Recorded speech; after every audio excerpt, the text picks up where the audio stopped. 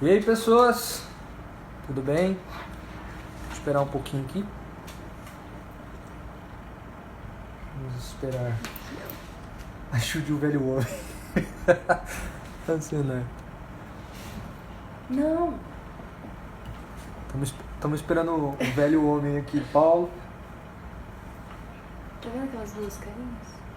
Aham. É ali. O que tem? Você conta assim. Não. Só que ele tem que estar na live. É.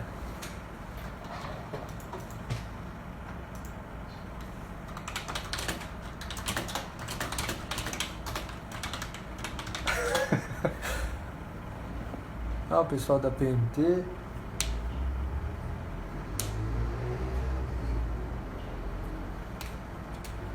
Só dando uns minutinhos aí pro Paulo entrar e a gente começa a nossa live, tá, pessoas?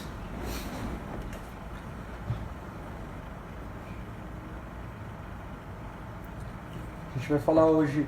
O Paulo é um mestre na arte dos projetos também, mas a gente vai falar sobre comunicação, sobre linguagem, e o Paulo vai falar também um pouco sobre os trabalhos dele e tudo mais, para vocês conhecerem um pouquinho melhor.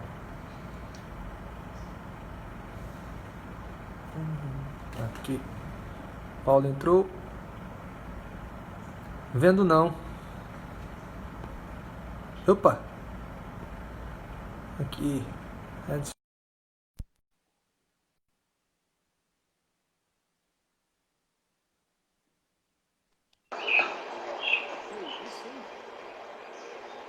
Natureza.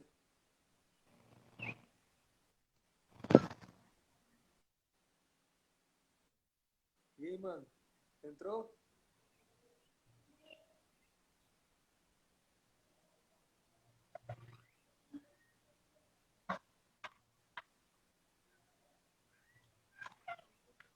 Tá me ouvindo, Paulo? Agora eu tô, Ah, agora você tá. mas eu tenho que ver como é que funciona aqui. Você tá me ouvindo bem? Tô ouvindo bem. Legal, mano.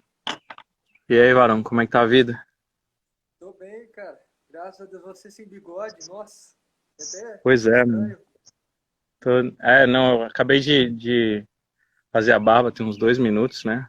Aí não deu tempo de crescer ainda. Antes do final do Pô, call, a gente tá de bigode de novo. pô, que bom te ver. Faz já um Pois é, tempo já, mano. hein? Você tá em Curitiba, né? Não, tô em Limeira, na minha cidade. Interior Ah, do estado de legal. São Paulo. Aqui o corona tá É, sim. pegando, tá pegando. Tá. Fala, mano. É, cara, a gente vai começar porque depois dessa live fica gravada e a gente caminha pro pessoal também. Legal. Vamos começar se apresentando, né? Paulo, fala um pouquinho Uhum. de você aí pro pessoal. Quem é o Paulo? O que o Paulo trabalha e tudo mais. Amém, mano. Cara, eu sou.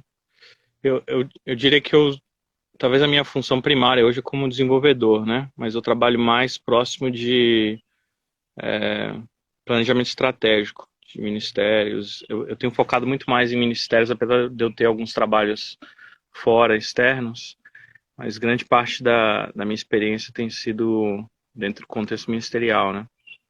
Então, o meu lado forte, eu acho, seria em montar inovação, cara, montar alguma solução um pouco criativa, meio que colar as coisas de uma forma que as pessoas não necessariamente estejam acostumadas, né? De uma forma mais sustentável, assim, que o Ministério consiga segurar as pontas. Isso é importante. A gente pensa muito e acaba não conseguindo conectar as coisas. Uhum. Em 2016 eu vim para os Estados Unidos com o Pastor Mário, para a gente trazer a Mais para cá. E aí, recentemente, com algumas transições internas da Mais, eu acabei ficando, né? Então eu tô aqui desde 2016, 2017. Aí estamos por aqui, mano. Que bom. Cara, a gente vai falar um pouquinho hoje sobre uma conversa que a gente estava tendo, né? Sobre Uhum. comunicação e algumas coisas, uns toques que você já tem dado pra gente.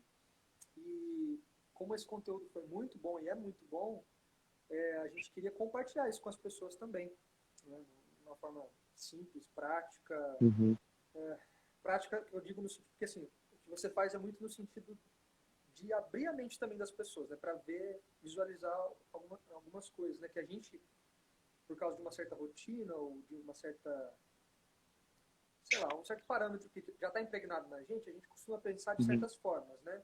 Então eu vejo muito isso no seu ministério, a questão de ajudar os ministérios a pensarem por uma outra forma. Então, Uhum. eu queria começar falando sobre isso. Às vezes a gente tem essa percepção de que o que a gente está falando está claro. O que a gente está comunicando como organização, como missão, é claro.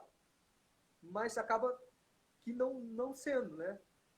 Sim. Então, assim, a primeira coisa que eu queria conversar é o que pode tornar a nossa comunicação mais clara. A comunicação, voltar, Uhum. lógico, para organizações missionárias, para missionários e tudo mais. O que faz com que a nossa comunicação seja mais clara? Uhum. Cara, eu acho que a dificuldade que eu vejo mais forte com organizações quando a gente trabalha é que é a incapacidade da organização de se colocar do outro lado, né? Então, assim, às vezes da sua perspectiva, você falando, tá super claro para você, mas você tem que lembrar que você tem toda a história da organização atrás de você, você sabe o dia a dia, os pontos de tensão, você sabe você, né, o que a organização representa, mas o seu público, às vezes a pessoa que está do outro lado, não tem isso, ela não tem essa bagagem toda. Então, um dos grandes problemas que eu vejo com relação a clarificar a comunicação tem muito a ver com isso, essa falta de identificação com o público, né? Eu acho que travou, mano. Travou? Travou, Paulo? Voltou? Que voltou para mim. Me ouvindo, Varão? Deu uma travadinha só rápido, mas deu para ouvir o que você falou. Essa falta de identificação. Quando você fala identificação, você fala em identificação Tá comigo? crentes? Tá me ouvindo? Não, você cortou. E agora, tá melhor? Voltou? Bora. Se estiver me ouvindo.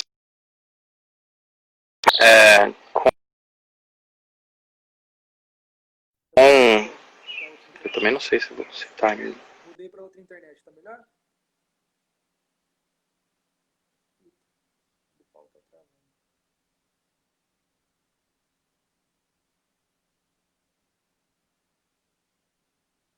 Verônica entrou agora também. Aí, voltou? Bora? Voltou, mano. Eu mudei outra Olha só, internet. GG. Acho que vai ficar melhor. Então você Então, falou assim, sobre... uma das mais. Diga lá. Não, o que você falou sobre tornar a comunicação mais clara é a questão da identificação, né? Da organização se colocar no lugar do outro. Quando você fala se colocar no lugar do outro, você está falando do público que a organização quer atingir, não o público final dela, que sempre no final é a questão da conversão, né? Tudo está voltado para a conversão, para alcançar pessoas. Mas o público que você está falando específico agora são as igrejas, né? Ou não? Sim. Na verdade, isso vale para todas as marcas, cara. Muitas vezes a marca ela assume uma mensagem que, por mais que ela ache que represente quem ela não representa o público que ela está tentando se comunicar, né? Então, isso geralmente acontece por você não sabe qual é o seu público, começa, né, pode ser um dos pontos. Mas dois, às vezes você está se comunicando numa plataforma e você não tem, às vezes, aquele exercício de se colocar na cadeira do outro lado, né? E aí você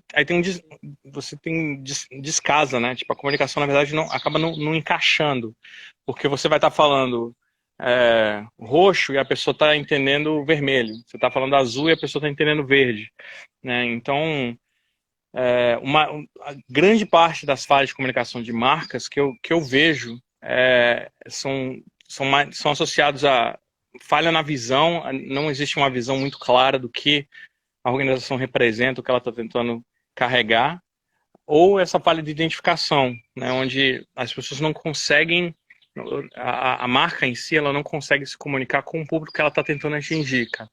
Então, assim, tem um caso bem interessante que aconteceu aqui na cidade, com o ministério que eu estava trabalhando, onde ele trabalha com artistas, poetas, músicos, artesãos, e ele, o líder do ministério, eu comecei a conversar com ele, e ele acreditava que o ministério dele era focado em pessoas de 20 a 25 anos, jovens, a maioria densidade demográfica mais voltada para homens. E aí eu falei, tá, então vamos puxar os dados, vamos tentar identificar nos últimos encontros, nos últimos eventos que você teve, o perfil demográfico dessas pessoas. E quando a gente rodou isso e bateu os dados, a gente viu que o ministério dele, a maioria das pessoas que seguiam e que de fato se engajavam com o ministério dele, eram mulheres de 40 a 47 anos de idade, donas de casa. Né? Então eu falei para ele, cara, você está se comunicando com jovens, só que o público que está te seguindo é outro. Aí ele sempre reclamava, cara, mas por que chega na conferência, às vezes eu falo do tema e ninguém entende, o pessoal não está conseguindo se conectar com o que eu estou tentando passar para eles, né, sobre manifestação artística e tal. E tinha a ver com isso, dele não conseguir se colocar do lado do público dele e falar, o que o meu público está ouvindo? O que o meu público está interpretando? Né? Quem é meu público, né? É verdade, eu falo não só as organizações também, mas até os missionários, né? Às vezes ele acha que só o informativo que ele manda lá por e-mail vai comunicar com os parceiros de mantenimento exatamente aquilo que ele está fazendo no campo, né? E não vai, não adianta. Tem outras ferramentas também que ele pode usar e outras formas de se colocar no lugar dessa pessoa. Eu acho que não sei se foi até na sua aula de projeto, não lembro se foi, que quando fala sobre isso, sobre se colocar no lugar, sobre comunicar aquilo que você está fazendo, a gente acaba achando que a nossa experiência as pessoas vão entender lá, né? Entender o que está acontecendo. Mas não, a minha experiência, a nossa experiência é a nossa experiência, não é a experiência que o pessoal está vendo de lá. Então o que eles querem muito ouvir é as histórias, né? E até a nossa próxima ponto aqui da conversa, que é para tornar essa comunicação mais clara, se colocar no lugar do outro, que tipo de linguagem a gente pode usar, né? É isso que eu quero jogar para você. É bem interessante, cara. Assim, o interessante é que hoje no universo que a gente vive, né, velho, tem infinitos canais de comunicação. O que mais tem aí é canal. Só que, na verdade, o interessante é que cada público consome um canal diferente de uma forma diferente. Né? E na verdade, cada canal exige uma mensagem um pouco diferente, né? A forma como você entrega essa mensagem. Então, se a gente olhar, por exemplo, o Instagram, eu estou fazendo uma live contigo, né, aqui, e a gente é mais orientado a fotos, são fotos mais momentâneas. Se você for olhar no Twitter, por exemplo, ele é voltado muito mais para... tem 280 caracteres, né? Então é um outro contexto. Como é um outro contexto você ler isso no jornal, como é um outro contexto você às vezes está pregando isso de um púlpito, né? Então às vezes quando há essa confusão de canal, de uma forma geral a mensagem não chega e a linguagem fica confusa, né? E o maior erro da marca, além de assumir que o público dela tem toda a história que ela tem, né, que vai entender toda a nossa história, é você achar que você precisa comunicar tudo para todo mundo, né, ao mesmo tempo em todos os canais, né? Você fala assim, cara, eu só tenho uma oportunidade, basicamente, de contar toda a minha história, tudo que eu estou tentando contar. Eu só tenho um informativo, uma oportunidade de contar tudo que eu preciso contar nesse informativo, né? Enquanto eu vejo muito mais que a construção da mensagem, ela é um processo fluido. Né? Então, assim, é uma jornada.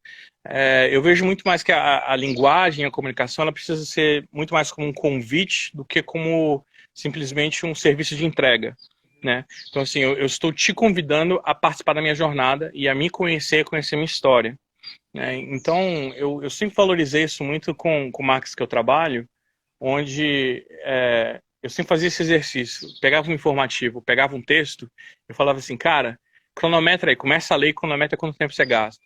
A pessoa, gastei 7 minutos para ler isso. Eu falei assim, tá bom, quando foi o último e-mail de 7 minutos que você leu na sua vida? E geralmente a pessoa falava assim, nunca. Não lembro. Falei, então por que você acha que as pessoas vão ler esse e-mail vindo de você de 7 minutos?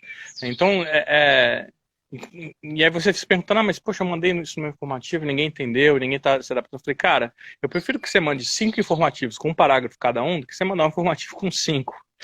Entendeu? Que talvez você está ajudando o seu público a digerir a sua linguagem, digerir o meio que você está usando para se comunicar, entendeu? Então, Não é uma vez enfiar a goela abaixo do pessoal e falar assim, entende aí. exato. E esse é um problema, cara, que a gente vê muito, muito, cara. Mais do que a gente consiga imaginar, né? Então, e dependendo de como você organiza a tua comunicação, algumas marcas fazem isso muito bem, né? Na verdade, é quase que um convite a explorar, né? Seja bem-vindo à aventura de descobrir a minha marca, né? E são geralmente as marcas que têm um engajamento altíssimo, cara. Eu lembro que quando o TikTok, a outra rede social, começou a ganhar atração, ninguém sabia o que era, mano. E a própria comunicação oficial do TikTok era bizarra. Tipo, ninguém entendia o que eles estavam querendo fazer. Então isso tem um pouco desse elemento de curiosidade, que apesar de gerar um pouco de confusão, mas quando você entrava na plataforma, você conseguia digerir o que eles estavam tentando passar para você. Né? Então, do ponto de vista, não estou falando que em igreja você vai fazer isso, né, velho? Tipo, mas assim, existem elementos que tem um testemunho de uma igreja aqui em Kalamazoo, no Michigan aqui, que eles fizeram, que é uma forma interessante de como usar a linguagem. No domingo de Páscoa, eles começaram a pensar assim, qual é o maior desafio do domingo de Páscoa? Tem muitas pessoas que só vão na igreja no domingo de Páscoa. E o maior desafio da igreja não é necessariamente o domingo de Páscoa, mas é como trazer pessoas para o domingo depois da Páscoa, né? Porque assim, se você está pensando na Páscoa como um momento evangelístico, você precisa também pensar como que eu vou impactar essa pessoa ao ponto dela voltar no próximo domingo, né? Então o que eles fizeram, cara? Eles espalharam, é meio maluca a história, mas eles espalharam, como é que fala? Estátuas de mamutes, velho, pela cidade. E tipo elefante, né, velho? E a comunicação deles era tudo assim: vamos falar sobre o elefante branco, vamos conversar sobre esse grande elefante, né? E chegou no domingo de Páscoa, a igreja lotada, a igreja bombando, falou: pessoal, olha só, hoje a gente vai fazer o nosso culto de Páscoa, e eles fizeram o culto de Páscoa tradicional, como toda igreja faz, mas a gente quer convidar você pra gente conversar sobre o elefante branco semana que vem. Na semana seguinte, cara, a igreja estava mais lotada do que no domingo de Páscoa. Entendeu? E as pessoas que foram no domingo de Páscoa, elas estavam impactadas pelo domingo de Páscoa e pelo fato de que a igreja conseguiu transformar uma mensagem, tipo, convidativa, né? Tipo assim, poxa, tem um elemento de curiosidade, às vezes até um pouco de confusão, mas eles souberam usar a linguagem, o canal que eles tinham, a seu favor, entendeu?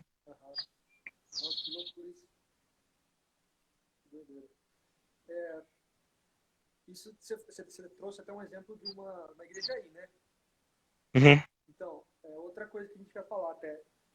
É que você vê que a maior diferença entre a linguagem usada na comunicação das organizações e dos missionários brasileiros dos gringos, por exemplo, daí dos Estados Unidos. Vamos colocar num lugar que você está aí. Cara, é interessante essa pergunta, mano. Porque, querendo ou não, a gente vê isso nos frutos, né? O tempo médio de um missionário brasileiro no campo é de 2 anos, 2 anos e meio. O tempo médio de um missionário americano é de 8 anos. Tá certo que o missionário americano ele vai com toda uma estrutura que permita com que ele tenha, no mínimo, uma coisa parecida com o que ele tinha nos Estados Unidos, no local onde vai ficar. Mas eu acredito que ninguém fica 8 anos de graça, né? Tipo, tem uma comunicação por trás, tem um engajamento melhor das pessoas que apoiam, da igreja, enfim. Então, o que você acha que tem sido a diferença nesse sentido das organizações, da comunicação das organizações brasileiras, da linguagem que eles têm usado, dos missionários brasileiros também? Cara, eu acho que tem alguns fatores, mano. Talvez eles não sejam necessariamente só atrelados à comunicação em si, né? Eu vejo que quando a gente releva um pouco o fator cultural e a forma como as igrejas, como que acontece o dia a dia da igreja aqui, comparado com como acontece no Brasil, e até mesmo estrutura de liderança, a forma como a igreja abraça o missionário, não abraça, as prioridades, a priorização da igreja, isso para mim são fatores que influenciam demais o sucesso do missionário no campo, né? Óbvio que tem um elemento, tem um elemento de treinamento, tem um elemento de comunicação dos missionários, que o missionário brasileiro, ele, pelo menos os poucos que eu vou falar aqui, vou tomar pancada de todos os amigos, né? Mas os amigos que eu tenho, que estão no campo, a tendência da comunicação, ela não é uma comunicação clara, não é uma comunicação consistente, e não é uma comunicação assim, efetiva dessa perspectiva de manter esse relacionamento aberto, né? Eu me arriscaria a dizer que não é uma comunicação relacional, ela é uma comunicação informativa, né? Então você está muito mais preocupado em entregar essa informação, né, do que você talvez construir um relacionamento. Enquanto alguns dos missionários americanos que eu conheço, muitos deles focam muito mais no aspecto relacional do que no aspecto informativo desse vai e vem, né, com os seus mantenedores, com as suas igrejas parceiras e por aí vai, né? Então, eu acho muito interessante porque, assim, eu vou citar um exemplo da Hillsong, né, pra você entender. Essa semana, a gente estava tentando montar um novo meio de pagamento no site do canal deles. Era Amazon Pay o nome, então para a pessoa poder pagar a conta da Amazon dela, enfim.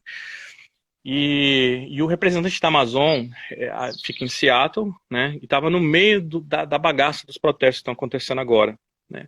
Então esse cara, ele me ligou, ele falou, cara, desculpa não poder te atender agora. A cidade está meio em caos, eu não consigo ajudar vocês nesse momento. E ele estava esperando uma pancada de nós, né, do cliente. Fala, pô, como é que você não consegue entregar o job, não consegue entregar o serviço? Né? E a nossa reação foi a seguinte, não, cara, peraí, vamos orar por você, o que está acontecendo? Ele falou, cara, eu não estou acreditando nisso, vocês são crentes, né? Tipo, vocês são crentes de verdade, não é só balela, não sei o que, tipo, mudou a perspectiva, porque um dos valores, né, na nossa estrutura de comunicação é o relacional. Mais do que talvez até resultado em alguns momentos. É meio estranho falar isso, mas a gente valoriza muito mais como você está do que o que você pode fazer, né? Então, assim, e óbvio que isso tem a ver com identidade, né? Tem a ver com visão, com posicionamento, mas assim, às vezes eu sinto que no campo missionário a gente é treinado a se comunicar no que nós estamos fazendo, e não em nós, quem nós somos. E a igreja brasileira, de uma forma geral, ela foi ensinada a digerir informação desse ponto de vista também, do que ele está fazendo, né? Então, quando você senta para conversar muitas vezes com um pastor, com um líder de igreja, a primeira pergunta que ele faz é, o que você vai fazer? Né? Enquanto aqui nos Estados Unidos é que não acontece isso acontece também, mas às vezes eu sentei com alguns líderes, alguns pastores, que eles me perguntam, como você está? Me conta a sua história, o que está acontecendo? Então, tem muito a ver com cultura de igrejas, né? Com esse legado que nós, como igreja, assim, o protestantismo brasileiro é muito jovem, né? Então a gente talvez ainda esteja aprendendo como ajustar nossas prioridades, mano. Né? Então, impregnado, né, na nossa cultura. Sim, eu falava isso. Rápido, coisas rápidas. Eu falava isso muito na Mais, assim, nós como missionários brasileiros, o que as pessoas nos ensinam, né? Qual o estigma, né? Quando você fala de missionário? Missionário é mendigo, né? Missionário é miserável, só chega na igreja para pedir. Então, tipo assim, acaba que isso mesmo que inconscientemente, vira uma mentalidade lá atrás, uma pulga atrás da orelha, que é a forma como a pessoa vai te abordar, né? Então você inconscientemente, como missionário de campo, sem querer, às vezes sem perceber, cria sua identidade em torno disso, entendeu? Então você acaba tendo medo. Você tem medo de pedir, você tem medo de... ou então você já pedindo desculpa, né? Então, tipo assim, quem te pedir desculpa, irmão? Então, enquanto aqui nos Estados Unidos, eu já vi, cara, já participei de ligações do cara pegar o telefone e falar, cara, eu preciso de $1 milhão para construir esse centro de oração. E o cara fala assim, pronto, vamos, junto. Eu falo, mano, como assim, velho? Eu falo, cara, eu não sou limitado por achar que só porque eu não tenho recurso, eu não vou fazer, né? Se Deus mandou eu fazer, Deus vai dar o recurso, entendeu? Que é uma teologia que a gente prega muito, né? Deus vai capacitar, Ele vai te dar o suporte, vai ser o centro. Mas quando chega na prática, nós vamos ver, a gente acaba não tomando essa postura, esse posicionamento, entendeu? Isso é engraçado, porque até uma conversa que a gente teve com o nosso pastor, como presbiteriano, tô falando, tá? A gente vai orar para Deus curar uma pessoa, tipo, a gente sabe que Deus vai curar, mas daí na hora de orar, você ora meio assim, tipo, Deus, o Senhor pode curar, mas olha, sempre foi da tua vontade e tudo mais. É, Você vai meio que fugindo daquilo que você mesmo acredita, né? Então, sim, é interessante a gente falar sobre isso, falar que da linguagem do relacionamento também, né? Que é extremamente importante, tanto para as organizações, né, quanto para os missionários, principalmente também para os missionários, né?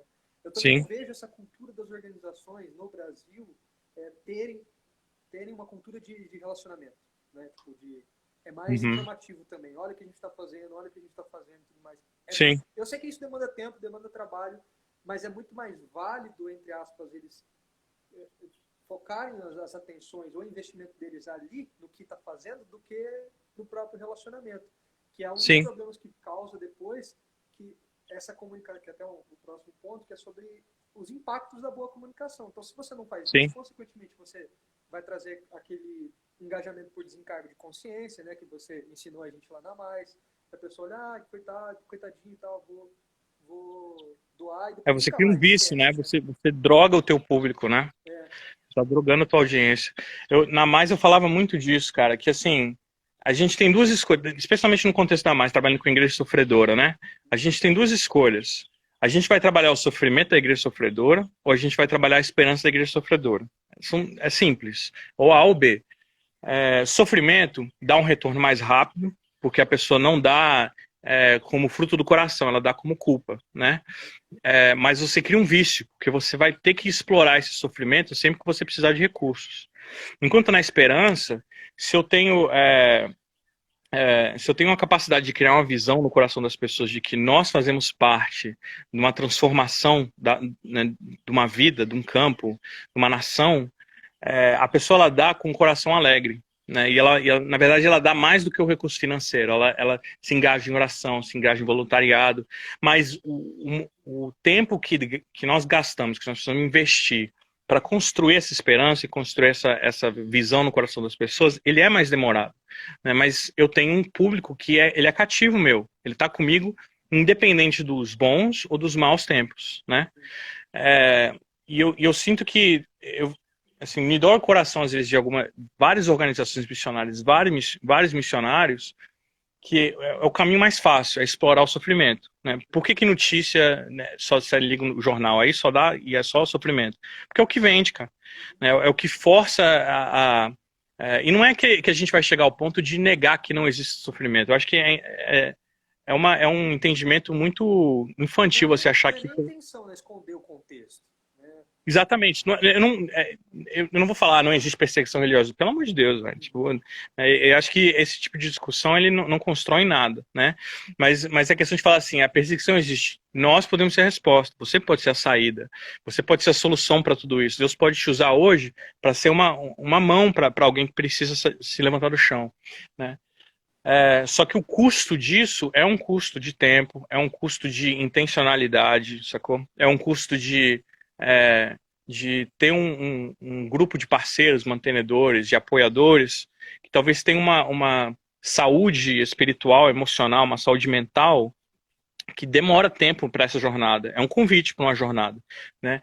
Então, quando eu vejo organizações maiores, não só no contexto de igreja sofredora, mas em outros contextos, onde, por exemplo, a questão de órfãos, né, que é bem tradicional, bem clássico.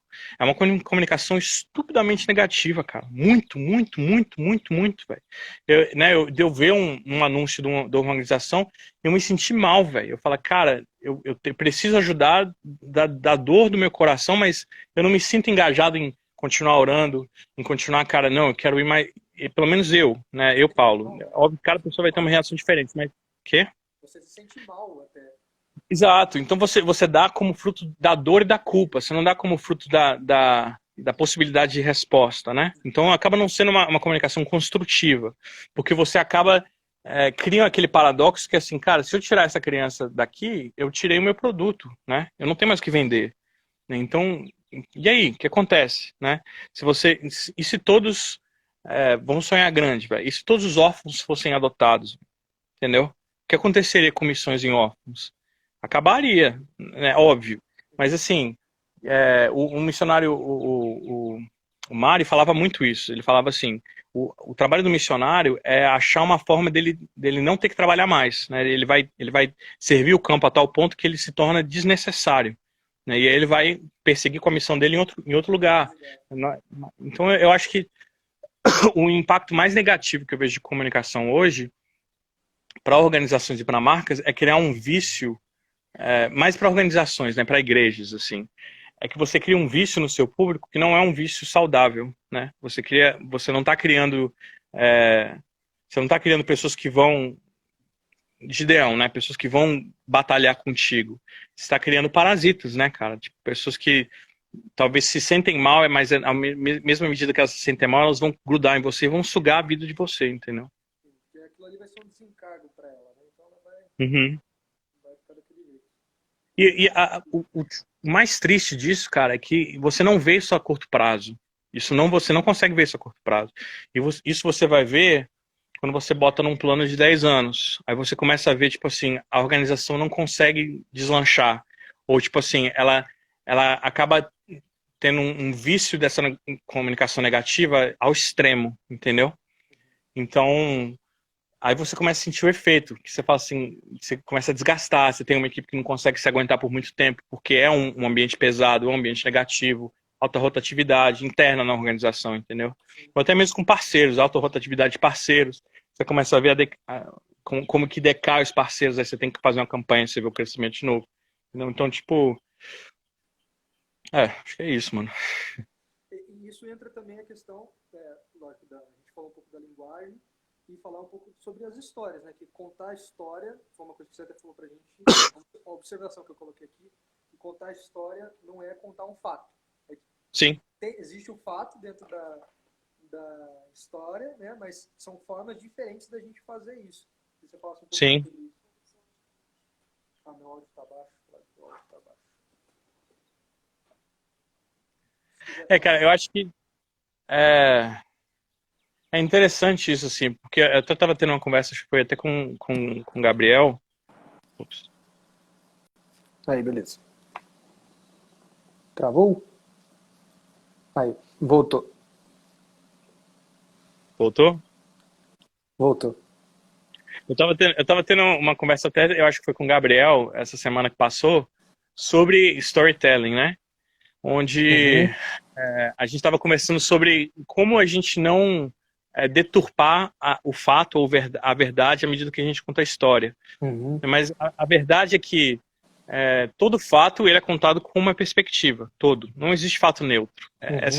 Infelizmente é um fato que você consegue ver hoje, né? Você liga a mídia aí você vai ver. É só de um lado só, né? Não existe uma contagem de fato neutra. Por mais que você tente, em algum momento você vai tomar a sua perspectiva. Você vai emitir a sua opinião. Né? Isso, para marcas, isso é uma prerrogativa de marcas. A prerrogativa de quem conta a história, ele tem a prerrogativa de... Assim, o jornalista que vai contar a informação, talvez ele não tenha a prerrogativa de contar a opinião dele. Né? Ele não tem essa... Na verdade, é o oposto. Né? Ele vai tentar contar sem a opinião dele. Esse é o exercício, o desafio do jornalista. Mas quando você vai analisar marcas, eu acho que é nosso dever, cara, como marca, e é o nosso privilégio de contar o fato da nossa perspectiva. Né? Mesmo que... e é necessário que quando a gente conta esse fato, haja aquilo que a gente falou lá no início, de haver uma identificação com o nosso público e contar de uma forma que o nosso público consiga entender aquele fato. Né? Mas assim, eu posso falar, por exemplo, 3 poços de água foram construídos com 59 metros de profundidade, com material, com material de cimento R345, né?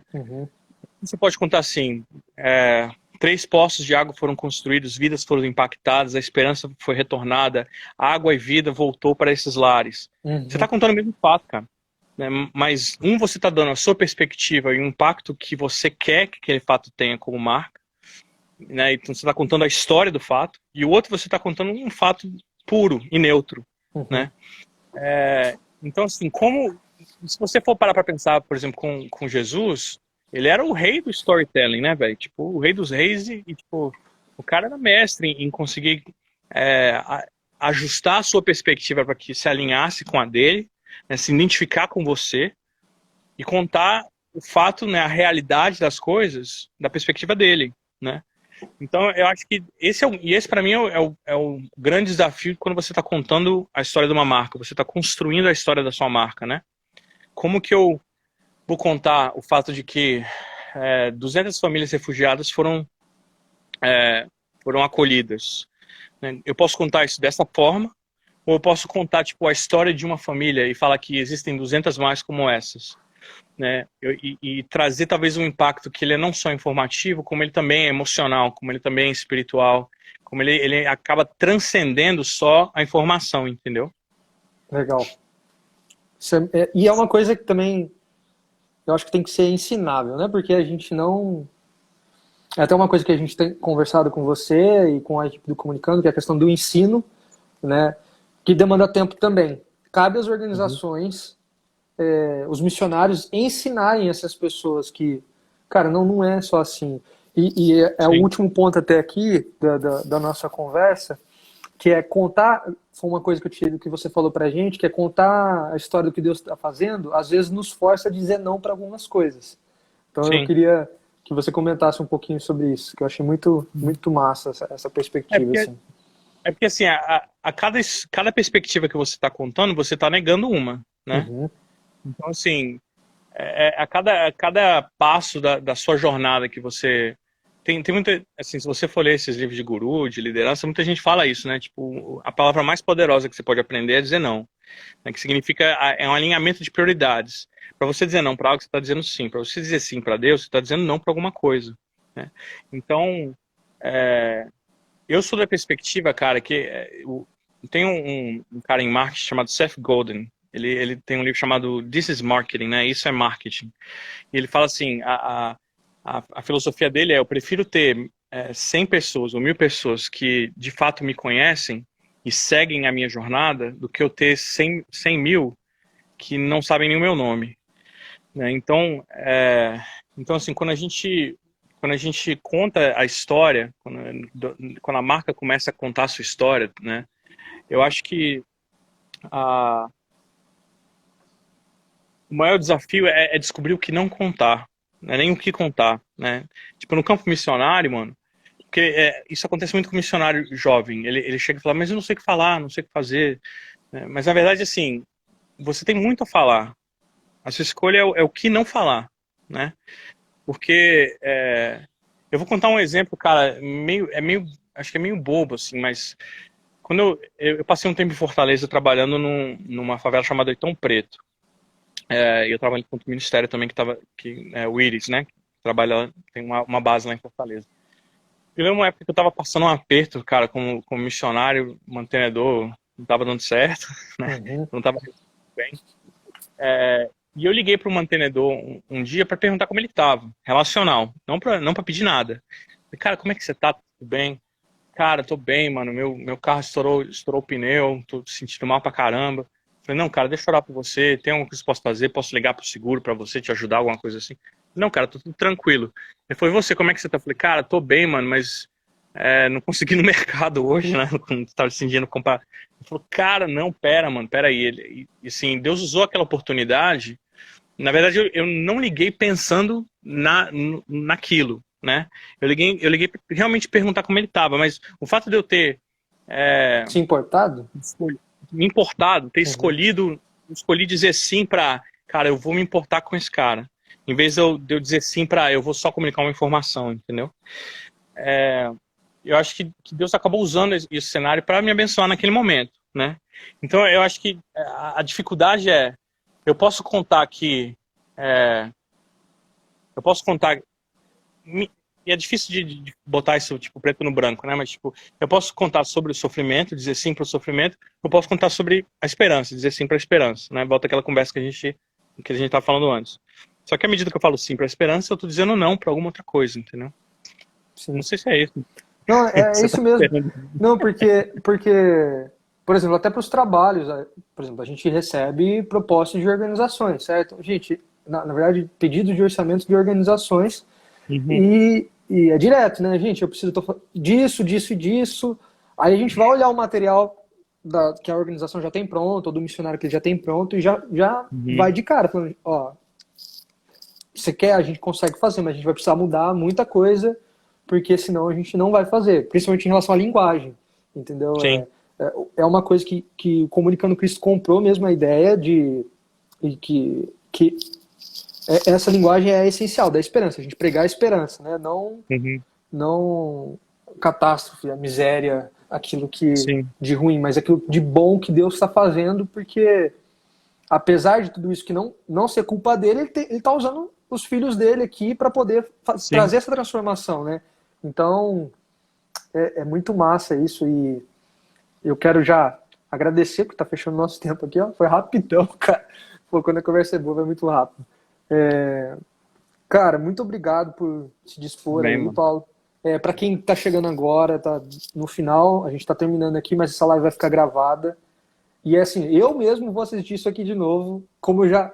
Os seus áudios que você mandou pra gente lá, cara, de alguns toques do nosso site e tudo mais, eu Uhum. encaminhei para um monte de gente, tô tendo um feedback assim, tipo, muito massa do pessoal que ouviu, assim. Então, Bem, glória a Deus pela sua vida, pelo seu ministério. Muito bem. obrigado por ajudar o Comunicando Cristo e por trazer também essa palavra aí, essas ideias, esses insights para os missionários e organizações que assistiram a gente. É, e é isso. Não sei se você quer deixar uma mensagem para o pessoal sobre linguagem, o que explorar, o que não explorar, o que fazer, o que não fazer, alguma coisa assim. Amém, mano. Cara, não, eu agradeço a oportunidade que a gente, desde a época que a gente trabalhava junto, né? É um privilégio, assim, poder ver a evolução, ver o que Deus tem usado na vida de vocês aí do Comunicando. Meu sonho, cara, e aí entra um pouco, tipo, no que eu gostaria, tipo, de deixar, e eu tenho falado muito isso nesses dias com muita gente que eu converso, tipo, é o desafio de qual é o legado que a gente está construindo, sabe? Me dói muito, e, assim, um dos meus pesares quando olho para a nossa cultura e para a nossa nação brasileira é que a gente não tem o costume de valorizar a nossa história, né? Então, isso acaba transpassando um pouco para o contexto da igreja. Então, Uhum. qual é o legado que nós estamos construindo como organização, como igreja, como instituição? Já perguntei isso para umas 10 pessoas, tipo assim, quem são os heróis da fé brasileira, né? O protestantismo, nossa igreja, foram usados para moldar. Quem são os homens e mulheres que foram usados para moldar a nossa realidade? Opa, acho que cortou. Cortou. Você falou sobre quem. Ixi, travou. Quem são os heróis? Parou, né? Voltou? Voltou. Não, cortou bem na hora que você falou quem são os heróis da, da fé Né? Quem brasileira, são os isso. homens e mulheres que foram usados para impactar a nossa história, sabe? E nós, como igreja, não sabemos, mano, né? Então, assim, eu quero ousar, velho, que daqui a 20, 30 anos, livros vão ser escritos sobre o Marcelo, né? Vão ser escritos sobre Comunicando Cristo, livros vão ser escritos Uhum. sobre a Missão Além, cara, sobre a Missão Mais, sobre a sua igreja, entendeu? Uhum. E qual é o legado que hoje você está preparando para isso, entendeu? Então, assim, eu quero poder ver, aqui nos Estados Unidos tem o Museu da Bíblia, tem o Museu da Arca, eles entendem o valor da história e eles valorizam isso, eles guardam isso muito próximo do coração deles, né? Então, que a nossa comunicação seja uma comunicação intencional, cara. Intencional no sentido de construir um legado de fato, né? Eu quero que a igreja brasileira seja referência para outras nações. Eu quero ver missões brasileiras de fato serem referência em impactar outras nações, né? Mas eu sinto que nós ainda não entendemos o peso do legado que nós queremos construir, né? De saber que eu moro numa cidade, mano, eu vou terminar aqui, prometo que não vou demorar, mas eu moro Não, de numa boa. cidade que foi fundada por missionários morávios, né? Então, quem não sabe, os missionários moráveis, eles são responsáveis pelos maiores movimentos missionários do mundo. E a cidade que eu tô foi fundada por missionários. Então, se a gente sempre pensa assim, o missionário foi enviado. Eu moro na outra ponta, onde ele foi enviado, né? Ele foi enviado para cá. Ele chegou aqui, fez a sua casinha, o primeiro fogo. Tem que morar em algum lugar, né? e eles fundaram a cidade de Salem. Só que eles tinham uma característica muito interessante, que eles eram extremamente inovadores, inventores, eles eram muito bons no que eles faziam. Então, alguns exemplos. O primeiro posto de bombeiros do mundo foi inventado por missionários moráveis aqui da cidade. O primeiro sistema de irrigação debaixo da terra foram missionários moráveis que inventaram, né? George Washington, fundador dos Estados Unidos, ele veio para aqui para conhecer os missionários, para ver qual era o sistema de irrigação que ele estava usando, que ele queria construir no resto dos Estados Unidos inteiro isso, né? E as pessoas queriam fazer negócio com esses missionários, falaram assim, como é que a gente faz negócio com vocês? Como é que eu posso contratar esse carpinteiro, contratar essa cerâmica? E eles falaram assim, olha, a gente não está querendo fazer negócio, a gente está aqui para trabalhar, para pregar o evangelho para os índios e tudo mais. E aí esses homens de negócio foram fundar a cidade de Winston. E essas duas cidades foram crescendo e se juntaram. Então hoje eu moro na cidade chamada Winston-Salem, que é a junção de negócios com missões, né? Mas hoje, cara, se você for na cidade aqui, eles têm um museu que toda a vila morável missionária tinha um diarista da vila. E a função desse diarista era relatar o legado que esses homens estavam construindo. Então tem desde coisas mundanas, cara, tipo, hoje a dona Joana fez pão para toda a vila. Os pães dela são muito bons. Mas você vai lá e tem uma biblioteca com todos os diários de todos os diaristas, mano. Então tem pessoas hoje na cidade que, por exemplo, são carpinteiros que eles seguem todos os ensinamentos dos carpinteiros desde 1700. Caraca. Né? Então, você entra no Museu no museu aqui da cidade, cara, tem peças de arte de moráveis, poemas, peças de cerâmica, carpintaria, tem os diários, tem os livros, tem as pregações dos pastores. Eu moro, até é estranho falar, mas eu moro tipo a 5 minutos do cemitério. Você vai lá no cemitério, cara, você vê todo o legado, cara, desde o primeiro pregador até o pregador atual, entendeu? Então, porque eles entendiam o peso do legado missionário que eles estavam construindo, e até hoje eles entendem esse peso, né? Então, para nós que trabalhamos com igreja, com organizações, talvez esse é o desafio que eu deixaria, né? Qual é o tipo de comunicação que a gente quer emitir agora, para que daqui a 100 anos, ou antes de Jesus voltar, que elas comecem que elas de fato gerem um impacto de um legado, entendeu? Então muitas vezes a gente foca muito na comunicação efêmera, né, que ela é momentânea, é o sofrimento momentâneo, né? Mas tipo assim, o que aconteceria se a gente falasse da glória vindoura? Né? O que aconteceria se a gente mudasse a nossa perspectiva para uma perspectiva de eu estou construindo o futuro da minha nação, né? Eu estou construindo o futuro da igreja brasileira. Os missionários, que hoje o estigma seja um missionário miserável, mas que na próxima geração de missionários não seja esse estigma, entendeu? Então, o que eu posso fazer como organização, como missionário, como líder de igreja, para quebrar isso e para construir um legado mesmo, né? Construir uma história que seja intencional, sabe, mano? Então, esse é meu sonho, né?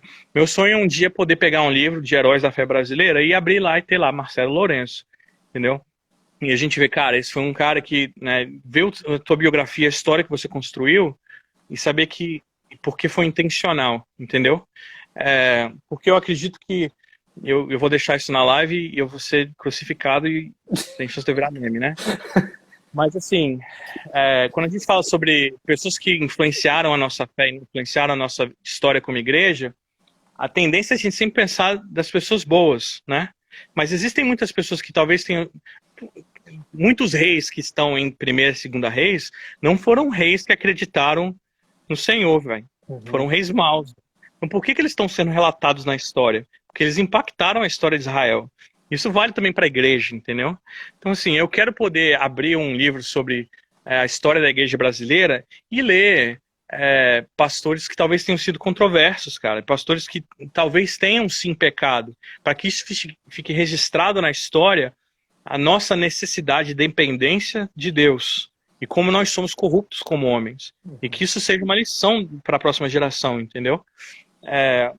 Assim como a gente vai ter os homens que foram usados para, de fato, mudar a nossa história para o bem, né? Enfim. Mas se eu puder fechar essa live com isso, seria esse o meu desafio, cara. Né? Que a nossa comunicação seja clara, mas que ela seja intencional para que ela possa ser eficiente, cara. Nossa, muito bom, cara. Muito bom. Muito obrigado, viu, Paulo? Valeu Amém, mesmo. mano. Valeu mesmo. Tamo junto. Vou assistir isso aqui de novo, hein? Gente, É pra quem nóis. assistiu, valeu aí. Pra quem chegou agora, a live vai estar salva. E é isso aí, viu? Jesus abençoe. Muito obrigado. Valeu, valeu.